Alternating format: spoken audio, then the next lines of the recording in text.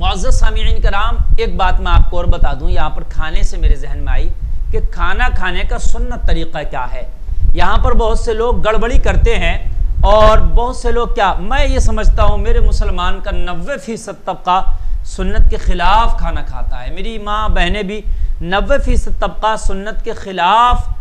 کھانا کھاتے ہیں۔ اس سے دیکھیے کئی نقصان ہیں۔ اگر آپ سنت کے مطابق کھانا کھا رہے ہیں تو پہلے تو آپ کی جیب سے کچھ جاتا نہیں، دوسری بات اگر آپ سنت کے مطابق کھانا کھا رہے ہیں تو آپ کو کھانا کھانے میں جو ہے ثواب ملے گا، کھانے میں برکتیں آئیں گی، کھانے سے بیماریاں نہیں آئیں گی، اور وہ کھانا کھانے سے آقا کریم صلی اللہ علیہ وسلم خوش ہو جائیں گے، میرے طریقے پہ کھانا کھا رہا ہے۔ اور پھر نبی فرماتے ہیں کہ میری کوئی اس زمانے میں جب ایمان پہ چلنا بڑا مشکل ہو، ایمان پہ چلنا ایسا ہو جیسے آگ کے انگاروں کو ہاتھ میں لینا،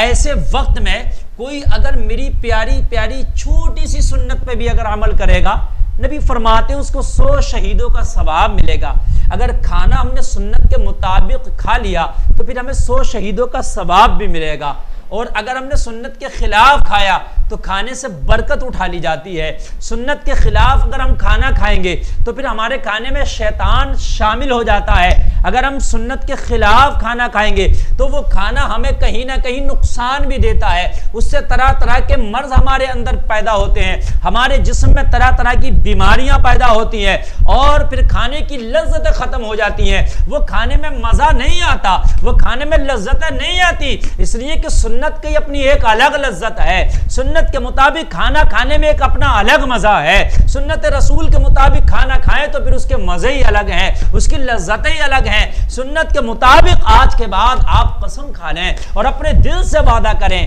مجھ سے وعدہ نہ کریں، کسی اور سے وعدہ نہ کریں، اپنے دل سے وعدہ کریں اور اللہ کو گواہ بنائیں، مولا ہم آج وعدہ کرتے ہیں کہ جب بھی کھائیں گے، جب بھی پیئیں گے، تیرے نبی کی سنت کے مطابق کھائیں گے، تیرے نبی کی سنت کے مطابق پیئیں گے، اس لیے کہ میرے نبی صلی اللہ تعالی علیہ وسلم نے وہ طریقہ بتایا ہے جسے آج کی سائنس بھی بتا رہی ہے، جسے آج کا ڈاکٹر بھی بتا رہا ہے، جسے آج کا طبی قانون بھی بتا رہا ہے، جسے آج کا جو ہے پڑھا لکھا طبقہ بھی بتانے پہ مجبور ہے کہ کھانا کھانے میں اگر یہ طریقہ اپنایا جائے تو پھر ساری پریشانیاں دور ہو جاتی ہیں، ساری تکلیفیں دور ہو جاتی ہیں، اس لیے کہ وہ ڈاکٹر یہ اعتبار سے کہہ رہے ہیں، مگر میرے نبی نے تو 1400 سال پہلے بتا دیا نا کہ اس طریقے سے کھانا اگر آپ کھائیں گے تو پھر آپ کو وہ کھانا فائدہ کرے گا، وہ شوٹ کرے گا، تو کیوں نہ آج میں تمہیں کھانے کا طریقہ بتا دوں۔ میرے پیارے نبی صلی اللہ علیہ وسلم کس طریقے سے کھانا تناول فرمایا کرتے تھے، کس طریقے سے مشروبات یعنی پانی وغیرہ پیا کرتے تھے، تو وہ طریقہ آج سن لیں اور اپنی زندگی میں ڈھال لیں اور اس پر عمل کرنے کی کوشش کریں، انشاءاللہ آپ کو ہزار فائدے دنیا میں بھی ہوں گے اور آخرت میں آپ کو اس کا اجر عظیم ملے گا۔ چونکہ کھانے کے طریقے سے ہمارے مسلمان بھائی بہنیں ناآشنا ہیں، ان کو پتہ ہی نہیں کھانا کیسے کھایا نا، وہ جیسے دل کرا شادی بیاہ ہوٹلز چلتے پھرتے اٹھتے بیٹھتے جیسے چارے کھانا کھا رہے، نہیں، کھانا کھانے کا ایک طریقہ ہونا چاہیے۔ اب وہ سنیں، آپ کھانا کھانے سے پہلے سب سے پہلے آپ نے جب کھانا کھانا تو کھانے سے پہلے ہاتھ ضرور دھلیں، ہاتھ دھلنا سنت ہے۔ اگر آپ کے ہاتھ صاف بھی ہیں، ہاتھ دھلے بھی ہیں تو آپ الکس نہ کریں کہ میرے تو ہاتھ دھلے ہیں، ابھی 2 منٹ پہلے میں نے دھلے ہیں اور اب میں 5 منٹ پہلے ابھی میں نے ہاتھ دھلا، میں ایسے ہی بیٹھ جاؤں دسترخوان پر، نہیں، پھر سے دھلے، اس لیے کہ کھانے سے پہلے ہاتھ دھلنا سنت ہے۔ یہ آج کہہ رہے ہیں کہ بار بار ہاتھ دھلو کرونا بیماری والے کہ آج ہاتھ دھلو، لیکن میرے نبی نے 1400 سال پہلے بتا دیا کوئی چیز کھاؤ تو ہاتھ دھلو کھانے سے پہلے، یہ سنت ہے۔ یہ آج کی ڈاکٹر سائنس کہہ رہے، بلکہ اب تو لازمی کر دیا کہ صابن سے ہاتھ دھلو، سینیٹائزر سے ہاتھ دھلو، جب کوئی چیز منہ میں لو بنا ہاتھ دھلے کوئی چیز نہ کھاؤ۔ میرے نبی نے 1400 سال پہلے بتا دیا نا، ہاتھ دھل کے کھاؤ، ہاتھ دھل کے کھانا سنت ہے، ہاتھ دھلیں، کلی بھی کریں، کیونکہ منہ وغیرہ میں بھی اگر کچھ ہے تو وہ بھی منہ بھی صاف ہو جائے، ٹھیک ہے۔ اس کے بعد آپ جب کھانا کھانے کے لیے بیٹھیں تو کھانا عام طور سے یہ دیکھا گیا کہ کچھ گھروں میں بھی ایسا ہوتا ہے کہ دسترخوان نہیں بچھاتے، بہت سے لوگ سستی اور کاہلی کی وجہ سے، اور بہت سے لوگوں میں رواج نہیں ہے، بنا دسترخوان کے کھانا کھائیں ہی نہیں، دسترخوان بچھائیں اس کے بعد ہی کھانا کھائیں،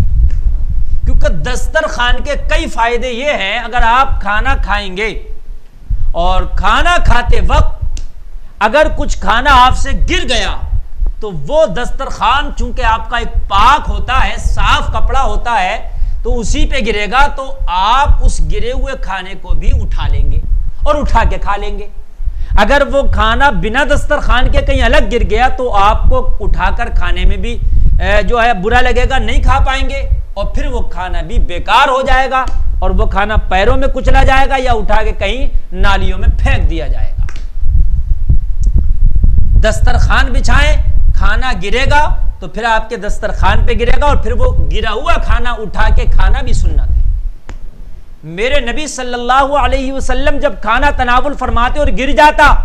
تو میرے نبی اس گرے ہوئے کھانے کے چھوٹے چھوٹے ذرات کو بھی چن لیا کرتے اور اٹھا کے کھا لیا کرتے۔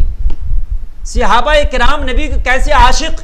اور کیسے نبی کی محبت میں سرشار رہتے تھے، کیسے نبی کی محبتوں پر، نبی کی سنتوں پر، نبی کی محبت میں عمل کرتے تھے کہ صحابہ اگر کھانا کھاتے اور دسترخوان پہ کھانا نہیں گرتا تو تھوڑا سا خود سے گرا دیتے، اور خود سے گرانے کے بعد پھر اٹھا کھاتے۔ پوچھا گیا صحابہ سے کہ آپ کھانا گرتا نہیں پھر گرا کے کیوں کھاتے ہو؟ کہا اس لیے کہ ہم نے نبی کو گرا ہوا کھانا اٹھا کر کھاتے دیکھا ہے،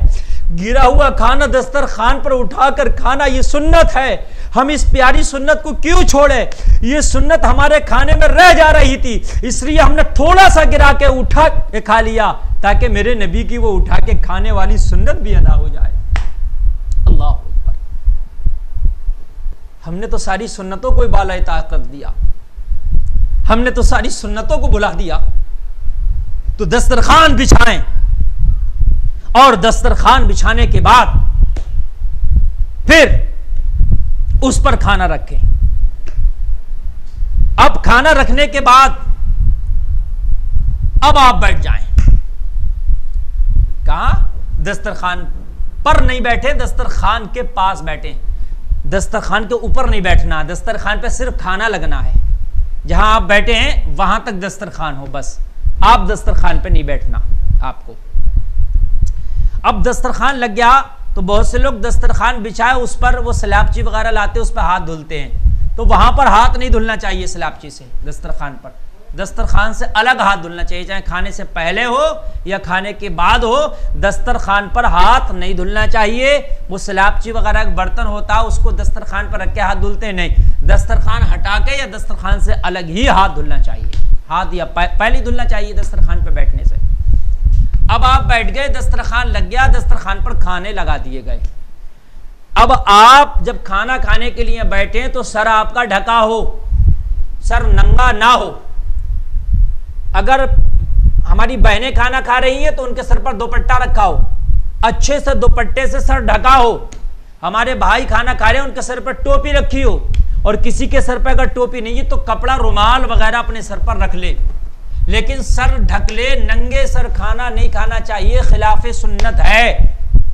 سر ڈھک کے کھانا چاہیے، سنت کے مطابق ہے، کھانے میں برکتیں ہوں گی، شیطان کھانے میں شامل نہیں ہوگا انشاءاللہ۔